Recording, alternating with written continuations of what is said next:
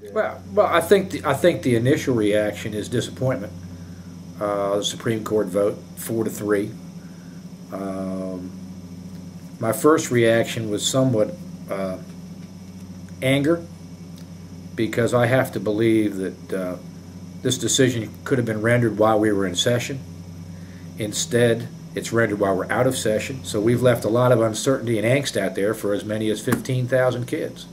So I'm disappointed in the Supreme Court that they took so long to render this decision, number one. Number two, I'm disappointed that I think we've shown that the charter school movement in this state has been pretty successful from a standpoint of giving people alternatives.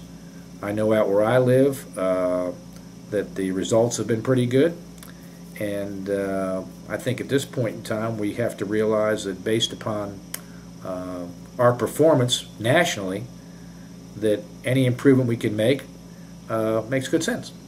So, and I have not studied the opinion. We got a lot of lawyers looking at the opinion, but basically it's saying that we, the legislature, are not allowed to create an alternative to a K through 12 school unless it has some special characteristic, and furthermore, we're not allowed to fund it with anything but state dollars if it meets that criteria. So we have the state schools now, the blind, the deaf, this, this type of thing. So what is this criteria? I'm not sure. One of the schools that was proposed, is supposed to open, is this all-girls academy, if you will. And does that fit the criteria? I don't know. So at this point in time, I think what's going to happen, lawyers are analyzing the decision, number one.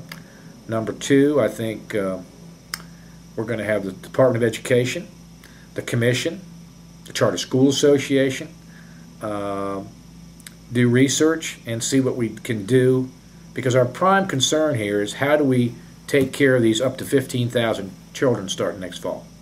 How are we going to do it? And I can't sit here and tell you I have the answer.